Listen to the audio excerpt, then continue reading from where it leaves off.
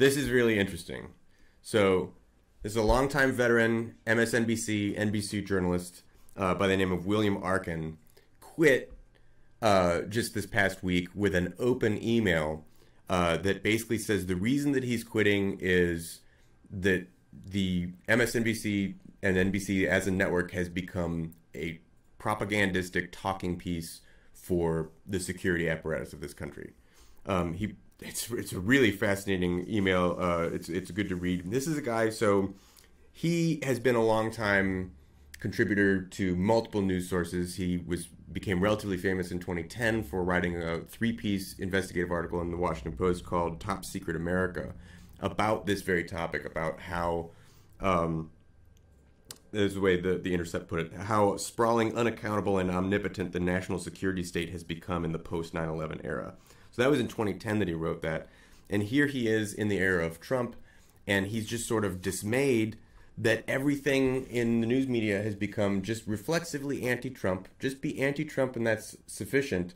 But who is it that we're going to hire to be anti-Trump? A bunch of neocons, a bunch of former FBI, CIA, Pentagon, former generals that are all still on payrolls with all these agencies to sit there and tell you that we need to be more militaristic, we need to stay in Syria, we need to stay in Afghanistan, and it's all in the name of hashtag resistance, right? Mueller is on our team, the FBI is on our team, the NSA, the DEA, all of these national security states.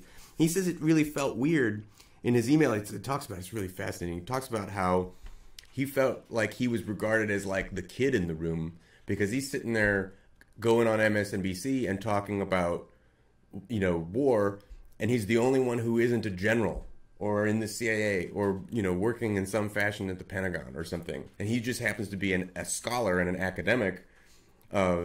It's crazy. A great analogy I read that it includes in this article is imagine if you were watching a show about cars, about the auto industry, and all of the people on the show were former VPs and CEOs and CFOs of major car manufacturers and still on the payroll of those car manufacturers. How would you feel about a car show run by all the people talking literally work for the auto industry?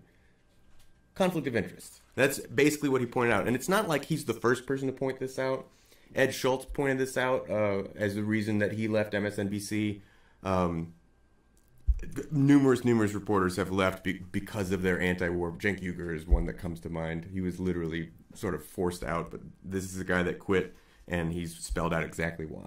And so I think there's a few pieces to this that are issues. One is, now that this guy's left, now it's like maybe you have a situation where it's 95% VPs, as you put it, and now it's a situation where it's 98%. So the circle continues to contract in on itself and lets fewer and fewer points of view come through, so that way when you hear it, there's only one point. Obviously, the CIA is basically an organization that overthrows other governments, so that's kind of in their forte. They like when that happens because it's what they value themselves as being able to do.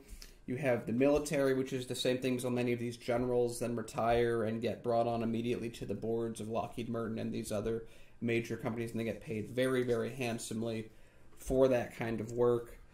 But I think it's also important to remember that when we went into Iraq, General Electric bought MSN. They bought it. They're one of the largest defense contractors that exists, and they were about to go into war, and they're like, hey, that's a news company that reports things, and people take them seriously. Let's purchase that. And Ed Schultz, other people were all wiped out from that network because they didn't support the Iraq war. And that, of course, was a horrible thing to do, because how are you going to get that war going? How are you going to get those military sales? How are you going to get those dividends if you don't do that? Well, it's like we've been talking about this. That a lot of these mainstream news organizations appear to be stenographers for power.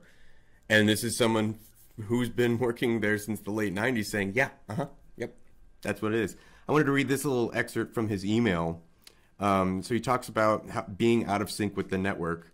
And he says, to me, there's also a larger problem. Though they produce nothing that resembles actual safety and security, the national security leaders and generals we have are allowed to do their thing unmolested.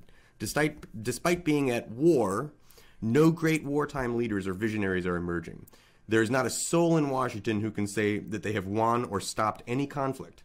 And though there might be the beloved perfumed princes from the Petraeuses and the Wes Clarks, or the so-called warrior monks like Mattis and McMaster, we've had more than a generation of national security leaders who sadly and fraudulently have done little of consequence. And yet we and others embrace them, even the highly partisan formers who masquerade as analysts.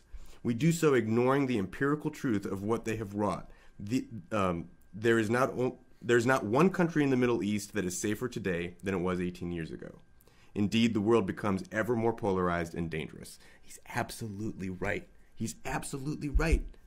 That's the thing we should be asking. How come we've been doing this for 18 years, and what is it that we've accomplished?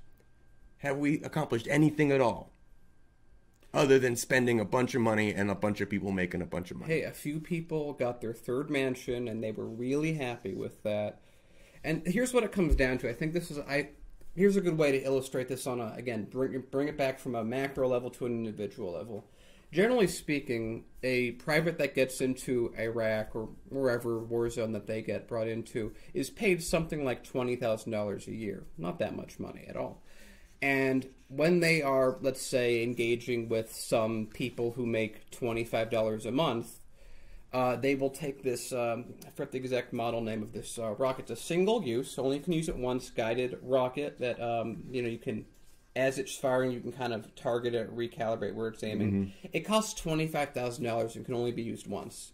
So we have people that make $20,000 a year firing a single-use $25,000 rocket at a guy who makes $25 a month, missing, picking up a second, then maybe hitting him.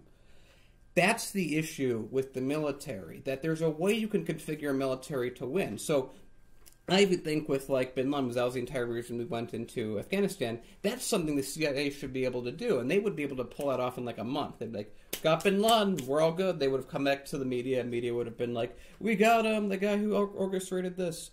And, of course, we didn't go and attack Saudi Arabia, even though most of the hijackers were from Saudi Arabia. But we decided that we want to go into, interestingly enough, the two countries that are either west or east of Iran. I'm sure that had nothing to do with the current rhetoric that we're talking about with Iran. I'm sure it's completely separate. Completely separate.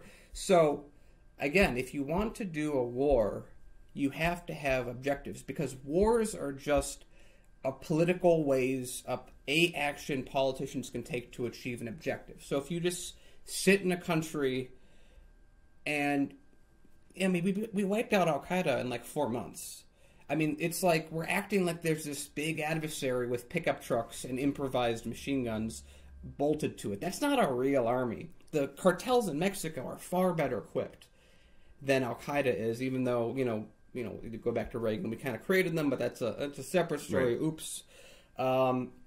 So we're in Iraq, we're in Afghanistan, we're in a bunch of other war zones. People don't talk a lot about how Obama really did expand the amount of places we were at war at. We have now children who are terrified of clear skies because that's when the drones come. Mm-hmm. It's as if we're creating the enemy in real time by blowing up weddings, by blowing up funerals. So when we do these kind of actions, it creates the very thing we fight, so it's never ending. Right, and you know what would get in the way of keeping the fight going indefinitely is if news media would talk about it in an honest and genuine way. And it's things like this reflexive need to, anything Trump says has got to be wrong because he's Trump. And here he says, I think we should pull out of Syria. And so reflexively, well, then we have to stay in Syria. And then you have to ask, well, why are we in Syria? Oh, well, we're fighting Assad. We're fighting ISIS. Well, I know ISIS is fighting Assad, so if we're fighting ISIS, then we're helping Assad. But we're also fighting Assad, which we're kind of helping ISIS too. Don't worry about it. Don't worry. We just need to stay there. Can't pull out. The Kurds, what about the Kurds?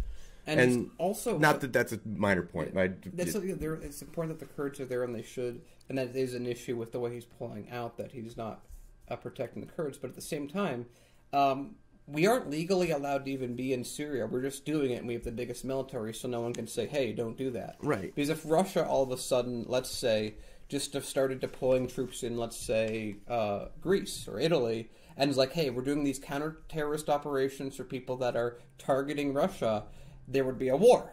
But if it's Assad, who is one of the only allies that Russia has in the region besides Iran, then it's, we're fighting ISIS, and it's fine if we get into these areas. It's fine if Israel actively bombs areas as if they're at war, but we're not at war because... But you want us to stop committing war crimes? What are you, puppet of the Kremlin? Precisely. Exactly. That's the argument. Yeah. So it's amazing, but basically what he points out in this article, in this email, it's just, I love it. It's amazing. It's totally true, and he basically calls out the mainstream media for being the propaganda arm of the CIA and the Pentagon, which is what they are, in my opinion. I think it's a defensible point. So he says, they're talking about under Trump, right? This reflexive thing under Trump. He says, I'd argue that under Trump, the national security establishment not only hasn't missed a beat, but indeed has gained dangerous strength. Now it is even more autonomous and practically impervious to criticism. That's impervious to criticism. Autonomous and impervious to criticism. It's one of the more alarming things, that to have someone who's actually involved in media quit in disgust and spell out exactly what we've been saying. Looks like that's what's happening. Yep, that's what's happening. So I want to put a last note on this and just say, hey, I mean, you're living in a democracy when the military-industrial state is impervious to criticism, and if you speak against it, you're against the troops. I mean, that just sounds like democracy to me. I mean, right? Democracy in America. Okay, so let's move on to another Moving on to another story. That's the most depressed. This is the most... Moving on.